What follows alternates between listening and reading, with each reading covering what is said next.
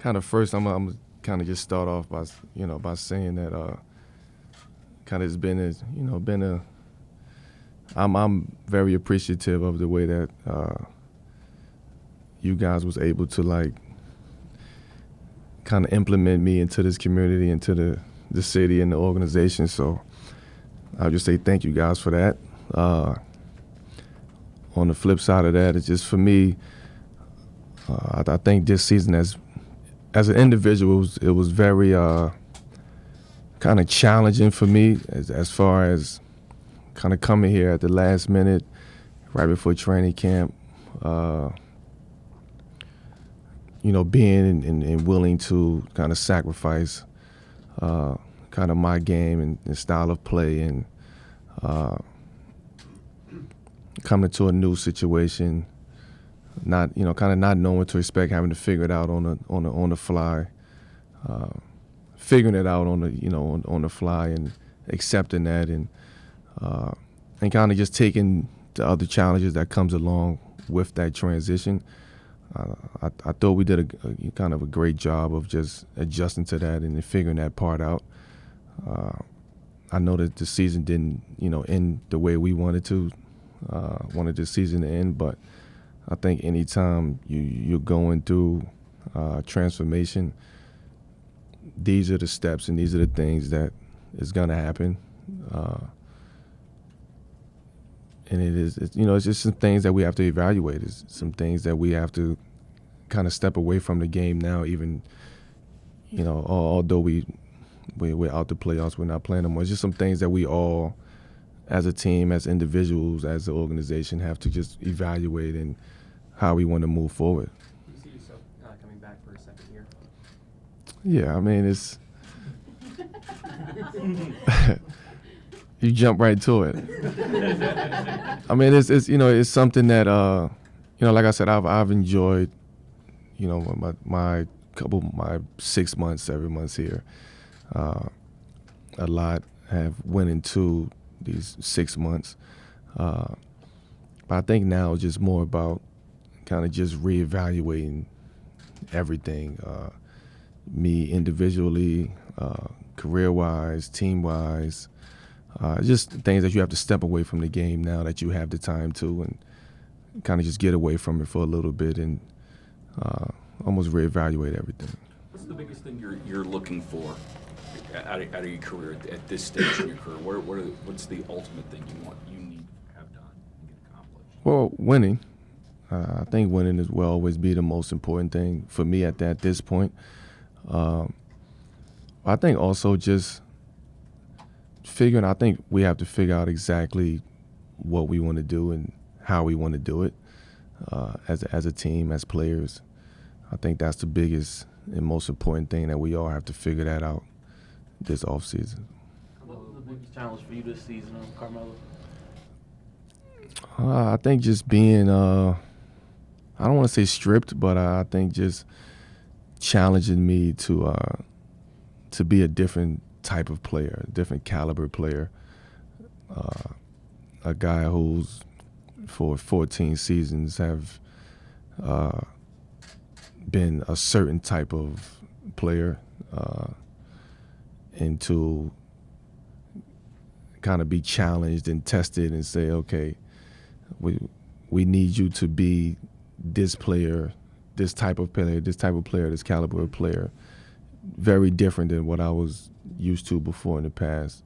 I think for me that was the most challenging part of it, but also being willing to accept that, understanding the situation and the circumstances that I was handed to. In what ways did Billy Donovan kind of help you accept that new role, switching positions, and just kind of make the transition from New York to Oklahoma City? Yeah, well, I think it wasn't so much of making the transition from New York to Oklahoma City. It was more so making the transition of playing a certain way for 14 seasons and then switching to a completely, totally different style of player in this one season. So, it was more so of me going to Billy and asking him, what did you need from me in order for this team to be successful? And like I said, all of that happened on the fly. Like we had to learn that on the fly. Like it wasn't planned. You know, maybe Billy had a plan of how he wanted to go into training camp, and then you had another component of me being traded in at the 24th, 25th hour. So now it was like, oh, like how are we going to implement this component into what I already have going on? So there's a lot of things that went into play this season.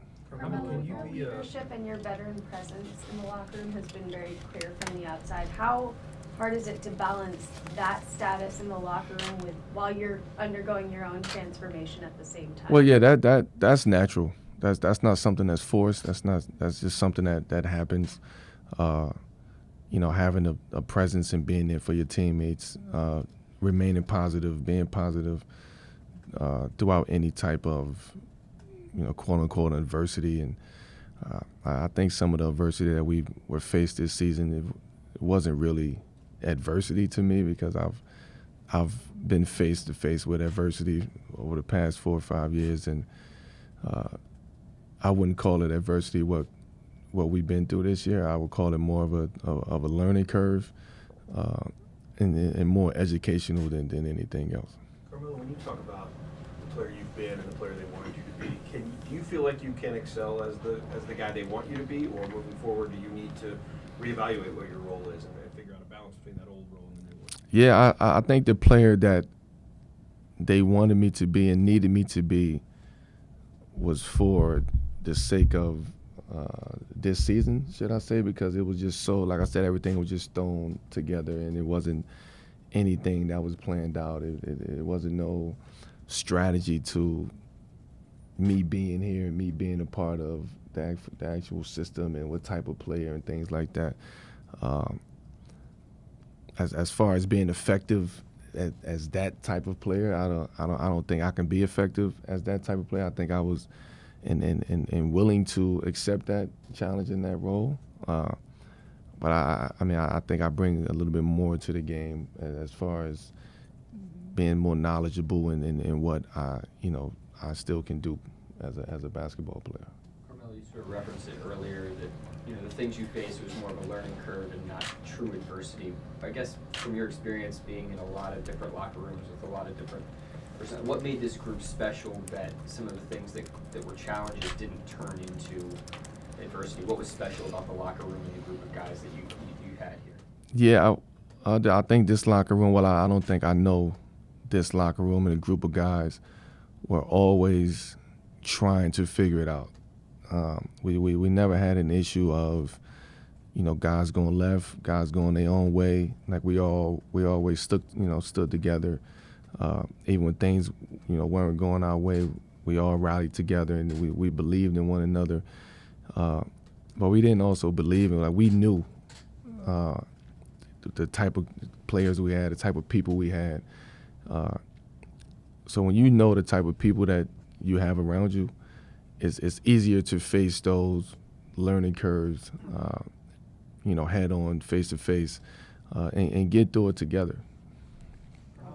There's a narrative that Russell is difficult to play with, and you've obviously seen him a lot from the outside. You've now had a season on the inside. I'm wondering what you think of that narrative now that you've got a season with him. Yeah, I wouldn't say difficult. Like I wouldn't say that. I think he's established himself as playing a certain type of basketball, and we've all established ourselves as playing a certain type of basketball. But I think in order for us to take that next level, we all have to sit down and figure out what each of us bring to the table. What can we bring to the table to make the pieces to the puzzle fit? So when I say kind of sitting down, reevaluating kind of what's going on, because at the end of the day, you got to take your hat off to Russell as well, because this was new to him as well. I mean, it was new to myself, it was new to Russ, it was new to Paul. This was a new situation to us. So I think we understand what we can be as a team. Just a matter of how we're going to implement that and how we're going to utilize each other assets and each other talents to figure that out. You guys had any conversations with each other? Because you got a decision, opt in, opt out. Paul's got his decision. Do you guys talk at all, or you just kind of come to your own individual decisions in terms of what you do this summer? No, it's you know, I think everybody has their own decision to make. We talk, we communicate. I think that's the beauty in having the friendship and the relationship that we all have. Like it is something that we discuss. It is something that we talk about. But I think at the end of the day, is like right now, we all have to just go back and kind of get away from it now, and reevaluate kind of the situation. And everybody has their own evaluations that they have to evaluate. You know, and I think everybody's situation is a little bit different. You talked about being effective or attempting to be effective in the way that the Thunder wanted you to be effective. In what way do you see you being a more effective player? I mean, to be honest with you, I've became who I am by playing the way that I've played and establishing a style of play and a type of play throughout my career. So now it's about figuring out what is the best way to implement that game into something that we're trying to create. And it's not taking away nothing from Russell or Paul or anybody else or myself, you know, per se. I think we just all have to figure out how we're going to play and what's the style of play and what's most effective in the way that we're going to play. I think that's something that we have to figure that out. If you guys all come back, how much better can you be next season? I think if we all come back, I think this season would be, we would look at this season and we would say this was like, I don't know, preseason or training camp, and what we would be next season if we all came back. As far as having a year on our belt, being able to get settled, that transition period would be over with. That learning curve, we will have a lot of information that we, you know, can take from this season, and we can build on that. But like I said, that comes down to kind of the evaluation period at the end of the season. Carmelo, what do you think Paul's going to end up doing? Huh? What do you think Paul's going to end up deciding on? Wasn't Paul just in here? What did he say? He's not telling us. I want the inside scoop. I mean, I can't speak on another man. I don't know. I mean, I don't know. That's something that he has to sit down with his family, his team, and I mean, the word I keep using is reevaluate and evaluate the situation. And that's what Paul is gonna have to do. I think we all have to figure that part out. What is free agency like as a process? Is it an exciting thing? Is it a nerve-wracking thing? Like, what's it like when you're kind of one of the more coveted guys on the market? Yeah, well, I mean, to be honest with you, as a player, as a competitor, like you feel, I mean, it's an honor to be wanted. You know, I think that's the most important thing is to know that other teams want you and, you know, other players want you to play with them. And but I think at the end of the day, the decision would come down to kind of what's best. You know, what's best for you as an individual, what's best for you and your family. So that's not something that, you know, I can actually speak on behalf of Paul. Like, I mean, he just got to take his time and, you know, talk to his family and kind of evaluate everything that's going on around him. I mean, it's not. I don't think it's an easy decision. Anytime you're in these situations, it's never an easy decision because there's so much that goes into play. There's so much that comes along with that. You have this person saying that and this person saying that, and whether it's friends, family, you know, people that's close to you, it's a lot of things that goes into that decision. Last one.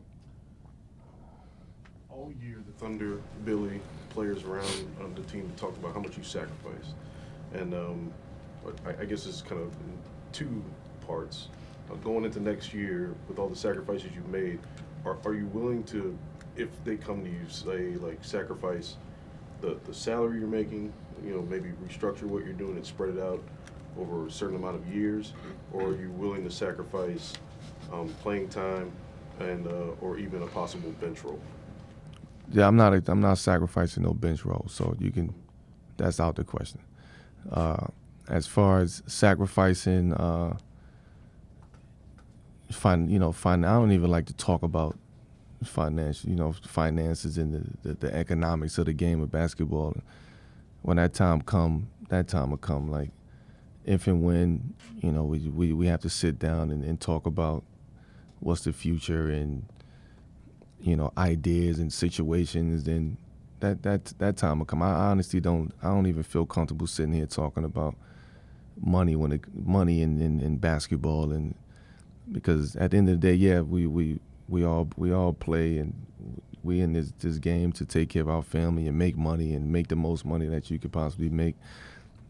But that's already done. Those contracts are already guaranteed. Like that's gonna happen.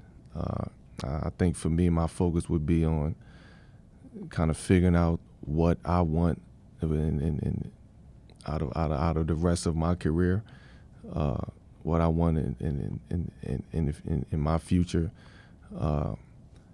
What am I willing to accept, and if I'm willing to accept that at all. I think everybody knows that I've sacrificed kind of damn near everything.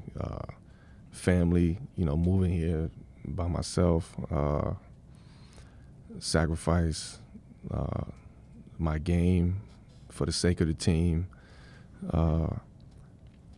and was willing to sacrifice any and everything in order for this situation to work out.